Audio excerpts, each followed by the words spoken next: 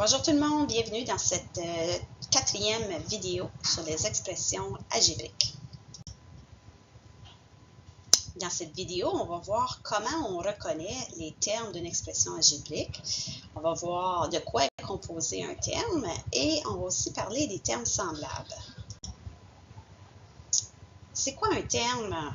Un terme, c'est les termes dans une expression algébrique sont reliés par des symboles d'addition ou de soustraction. Donc, à chaque fois qu'on voit une addition ou une soustraction, c'est un nouveau terme qui commence. Par exemple, dans cette expression-là, qui est 2x au carré plus 5x moins 6, si je veux identifier mes termes, je vais les encercler ici. J'aurai comme premier terme 2x exposant 2. Puis là, vu qu'il y a un plus qui suit, c'est un nouveau terme qui commence. Donc, le prochain terme, j'encercle à partir d'ici, puis je me rends jusqu'au prochain plus ou moins. Donc, vu qu'on a un moins ici, le terme finit ici, et on recommence ici avec le moins, puis on s'en va jusqu'à la fin. Donc, cette expression-là est composée de 3 termes. On a les 2 premiers termes, ce sont des termes algébriques, puisqu'ils contiennent des variables. Le dernier terme, lui, c'est un nombre seulement. Donc, on appelle ça un terme numérique ou un terme constant. Donc, qui est le moins 6, juste ici. Ça ici, c'est un terme constant ou un terme numérique. Et je vous rappelle ici que le plus puis le moins qui précède le terme, ben il fait partie du terme. Donc, il ne faut pas le négliger, surtout pas si c'est un moins qui est devant le terme. Voici une autre expression qui est un peu plus complexe. Avec cet exemple-là, je vais vous montrer que les termes, on va ignorer les plus et les moins qui sont dans les parenthèses. Donc, on ne coupe jamais un terme au plein milieu d'une parenthèse. Donc, ici, je fais le même exercice. Je commence au début de l'expression, puis je vais suivre ici jusqu'à temps que je vois un plus puis un moins. Ce qui m'arrête ici. Donc, le premier terme de cette expression-là, c'est 7x fois 3y. Le prochain terme commencerait ici. Puis on va aller voir où il se termine. Donc, c'est moins 4x fois la parenthèse. Donc, fois tout le contenu de la parenthèse. Donc, je dois passer par-dessus puis inclure toute la parenthèse ici. Puis là, après ça, j'arrive à un moins. Donc, ça m'indique qu'il y a un nouveau terme qui commence. Tout ça, c'est le deuxième terme de l'expression. Et ensuite, comme dernier terme, j'aurai moins x. Dans cette expression-là, il n'y a pas de terme numérique. Tous les termes que je vois, ce sont des termes algébriques. Donc, ce qu'il faut retenir ici, c'est qu'on ignore les plus et les moins qui sont dans des parenthèses lorsqu'on veut identifier les termes de l'expression. Par contre, si je vous avais demandé de trouver les termes qu'il y a dans cette parenthèse-là, donc là, j'ignore tout le restant, puis j'encercle les termes de la parenthèse. Il y aurait eu le 2x, serait un terme de la parenthèse, et ensuite le plus y, qui serait le deuxième terme. Et maintenant, une troisième expression algébrique qui est un peu plus complexe. Ce qu'on remarque, c'est qu'on a la barre de fraction. Ce qu'il faut se rappeler, que vous avez vu l'année dernière, c'est quand on utilise la barre de fraction pour exprimer une division, ben, il y a des parenthèses de sous-entendus autour du numérateur puis dénominateur. Donc, il y a des parenthèses ici et ici aussi, là, mais vu qu'il y a juste un nombre, les parenthèses ne sont pas tellement utiles. Donc, ça va nous aider pour identifier les termes. Vu que ce plus-ci est dans une parenthèse, ben, il faut l'ignorer lorsqu'on identifie les termes de l'expression. Donc, ici, je commence mon terme, puis là, je vois un plus juste là, donc j'arrête. Ça serait le premier terme.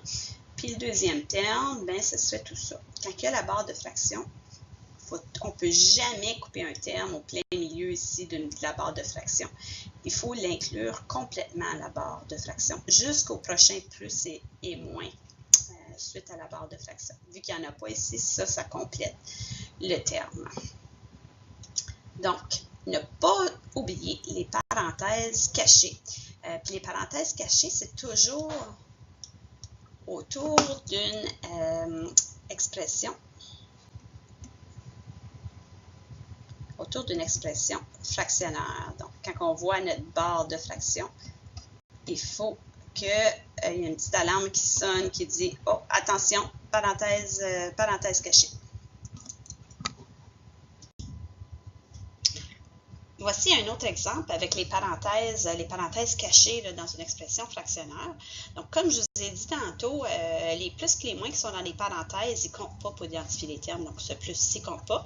Puis, en fait, ce moins-là ne compte pas non plus parce qu'il y a des parenthèses de sous-entendu au numérateur ici. Donc, toute l'expression fractionnaire devient le seul et unique terme de l'expression. Donc, tout ça, c'est un terme. Donc, maintenant, allons voir de plus près qu'est-ce qui compose un terme. Dans un terme, il y a, on avait dit à la vidéo précédente que dans les conventions, là, que le nombre était toujours placé en avant. Donc, on a le coefficient et ensuite, on a une ou plusieurs variables. Dans ce cas-ci, il y en a juste une, juste la variable x, mais on peut en avoir plus qu'une. Puis, l'ensemble des variables avec leur exposant, on appelait ça le groupe variable. Donc, pour se pratiquer ici, j'ai mis des exemples de termes algébriques, puis on va se pratiquer à dire c'est quoi le coefficient et le groupe variable. Donc ici, si je regarde cette expression-là, je vais aller chercher le nombre qui précède les variables. Donc ici, ce qui est plus facile, c'est de commencer avec le groupe variable. Donc, je prends toutes les variables, ici il y en a juste une, avec leur exposant. Donc, x à la 3, c'est le groupe variable. Pour le coefficient, c'est le nombre qui multiplie le groupe variable. On a vu à la vidéo précédente que quand il y avait un moins qui précédait, ici, c'était un moins 1 qui était sous-entendu. Donc ici, le coefficient, c'est moins 1. Dans mon deuxième exemple, mon groupe variable, je prends toutes les variables, il y en a juste une, y au carré. Puis le coefficient, c'est ce qui multiplie. Puis dans ce cas-ci, c'est le 2 tiers. Donc tout le restant, le nombre qui multiplie le groupe variable, c'est mon coefficient, 2 tiers. Dans mon dernier exemple, le groupe variable serait x, y à la 2. Et mon coefficient, le moins ici qui remplace le moins 1, donc ce serait moins 1 cinquième. Le 5 qui est bien au dénominateur, il fait partie du terme, donc on le place ici au dénominateur. Et il y a un 1 ici de sous-entendu au numérateur. Donc, on l'inclut ici dans notre coefficient. Prochaine définition, c'est celle des termes semblables. Deux termes sont semblables s'ils ont le même groupe variable ou si chacun d'eux est un terme constant. Un terme constant, je vous rappelle, c'est un terme numérique. C'est un terme qui ne contient pas de variable. Donc, je vous ai mis dans la colonne de gauche des termes qui étaient semblables et dans la colonne de droite des termes qui n'étaient pas semblables. Je vais les passer avec vous juste pour m'assurer que vous comprenez bien pourquoi ils sont placés dans cette colonne-là. 3A et moins A, on voit le groupe variable ici c'est A, ici c'est A aussi. La seule différence entre les deux termes, c'est leur coefficient. Ici le coefficient c'est 3, ici c'est moins 1. Donc, vu qu'ils ont le même groupe variable, ils sont semblables. Ici, le groupe variable, c'est XY. Ici, c'est YX. Vous allez me dire, c'est pas tout à fait la même chose. Sauf que lorsqu'on multiplie, ici, il faut se rappeler que c'est une multiplication entre le X et le Y. Que si je fais X fois Y ou Y fois X, vu que la multiplication, elle est commutative, je peux changer l'ordre des facteurs, puis ça ne change pas le résultat. Donc, c'est pour ça que ces deux termes-là sont considérés semblables. Dans mes prochains termes, le groupe variable, ici, j'ai A au carré fois B. Ici, c'est B fois A au carré. Encore une fois, si on regarde, l'ordre n'est pas pareil, mais ça n'a aucune importance à cause de la commutativité. Ici, le A est au carré. Ici, le A est au carré aussi. Puis on a B qui est exposant 1, B exposant 1 ici aussi. Donc, c'est exactement le même groupe variable. Ici, dans les deux derniers termes, qui sont des termes numériques, parce qu'ils n'ont pas de groupe variable, les deux, ils ont le même groupe variable, les deux, ils n'en ont pas. Donc, c'est pour ça qu'ils sont considérés semblables. Dans la colonne de droite, ici, on va regarder pourquoi les termes ne sont pas semblables. Ici, j'ai XY comme groupe variable. Ici, j'ai X, puis j'ai un Y au dénominateur. Il faut se rappeler que ici, ça veut dire X divisé par Y, et non X fois Y. Donc, ce n'est pas le même groupe variable.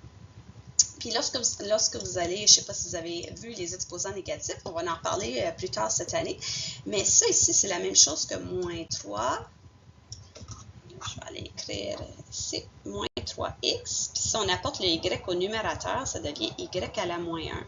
Donc, on voit que les exposants sont différents. Ici, c'est y exposant 1, le 1 qui est sous-entendu, puis ici, c'est y à la moins 1 qui est différent. Donc, ils ne sont pas semblables. Ici, le groupe variable, c'est a au carré b. Ici, c'est a fois b au carré. Donc, ce qui diffère, c'est l'exposant qui n'est pas placé sur la même variable. Donc, c'est différent. Ici, j'ai un terme numérique. Ici, c'est un terme algébrique. Évidemment, ils n'ont pas le même groupe variable, donc ils ne sont pas semblables.